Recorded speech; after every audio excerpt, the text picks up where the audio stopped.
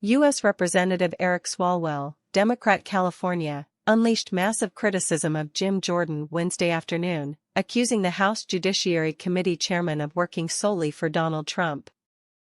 In his opening remarks of a Judiciary Subcommittee hearing, Swalwell, the ranking member, slammed Jordan for refusing to comply with a legal subpoena issued by the U.S. House Select Committee on the January 6 attack, and criticized the subcommittee for holding a hearing, not on gun violence and mass shootings, but on what the California Democrat said was issues to help the ex-president.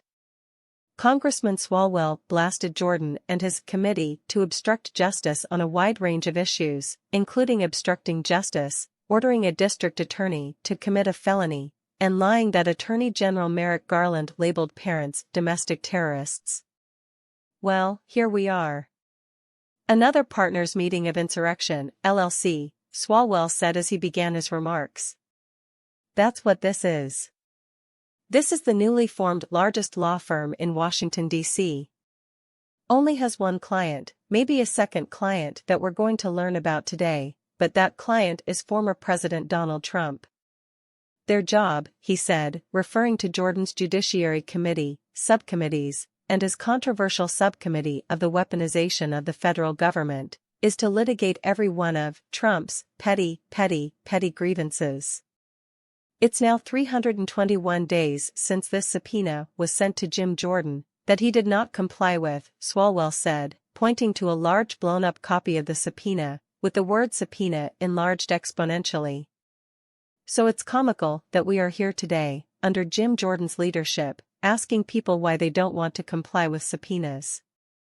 The guy won't comply with the one that was sent to him 321 days ago, witness to a crime, the crime that has led to more arrests than any investigation in America, Swalwell observed, referring to the January 6 prosecutions. He's a witness being asked to do his patriotic duty and respond to a subpoena 321 days later, refuses. Also, since the last hearing of this committee to obstruct justice, Chairman Jordan is now interfering in an independent criminal prosecution. There's an investigation in Manhattan, also in Atlanta, also at the Department of Justice, into the former president, and Jim Jordan has sent a letter to the independently elected District Attorney Alvin Bragg of Manhattan. He is asking Alvin Bragg to commit a felony. Why is he asking Alvin Bragg to commit a felony? To help Donald Trump. Why is it a felony? Because if Alvin Bragg were to turn over what Jim Jordan is asking of him, Bragg would be violating New York law that says you cannot turn over grand jury proceedings, but that's what they're asking them to do. Again, the law doesn't matter if your client is Donald Trump.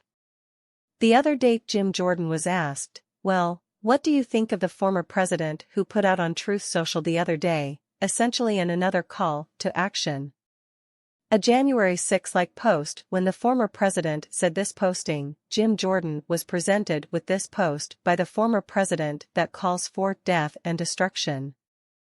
And Mr. Jordan said that he would need his classes. He was looking the other way. Jim Jordan looking the other way. Well, we have blown up on the screen and we've put it right here, and I'll leave it for Jim Jordan. This is what Donald Trump said, Mr. Jordan, Swalwell said, reading the president's social media post. What kind of person can charge another person? In this case, if former president of the United States who got more votes than any sitting president in history and leading candidate by far for the Republican Party nomination with the crime when it is known by all that no crime has been committed, and also known that potential death and destruction and such a false charge can be catastrophic for our country. Why and who would do such a thing? Only a degenerate psychopath that truly hates the USA? Again, I'm gonna leave this up here in probably 200 font. So Mr. Jordan doesn't need his glasses to read it, Swalwell added, referring to news that Jordan recently refused to comment on a Trump social media post, claiming he first hadn't read it. Then when a reporter showed it to him, Jordan said he couldn't read it because he didn't have his glasses.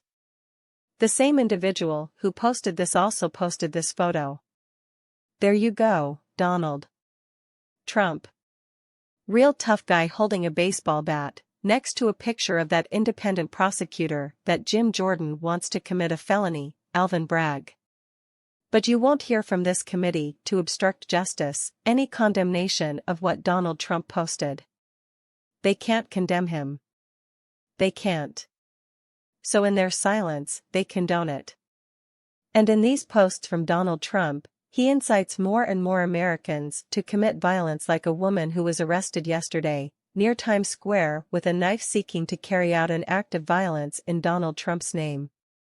Swalwell blasted Chairman Jordan for repeatedly falsely claiming that Attorney General Merrick Garland had labeled parents speaking at school board meetings domestic terrorists, a lie made by many Republicans and conservatives.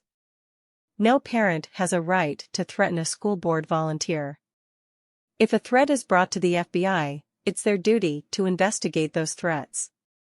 We've also learned from all the document production from DOJ and the FBI and the Department of Education that there is not one instance where the Department of Justice called any parent or a group of parents domestic terrorists, as has been claimed by Jim Jordan. And he criticized House Republicans who, under Jim Jordan, had posted a tweet in support of Donald Trump, Elon Musk, and Kanye West. It's also about a tweet that Jim Jordan posted back in the fall. Kanye, Elon, Trump.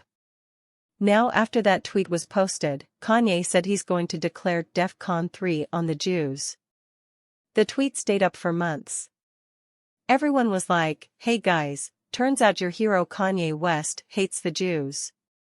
We all stand with Israel. Please take down the tweet." They didn't take down the tweet. They kept the tweet up. Day after day.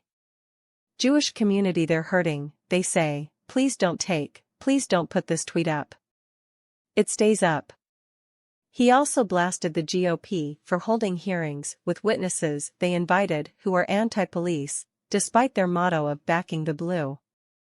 Last week, we had a hearing where you could call anyone in America when you have the majority, the power of a subpoena. We had a hearing about the ATF. These guys brought a witness who had just recently tweeted, "Fuck cops." Cops. That's what this guy tweeted. Anyone on earth could have come to that hearing, and they brought someone that said, "Fuck cops." Then one of their colleagues, "This is what she's selling on her social media, defund the FBI." So we went from backing the blue to backing the coup. Swalwell concluded his remarks by slamming the committee for doing nothing to reduce gun violence in the wake of Monday's school mass shooting.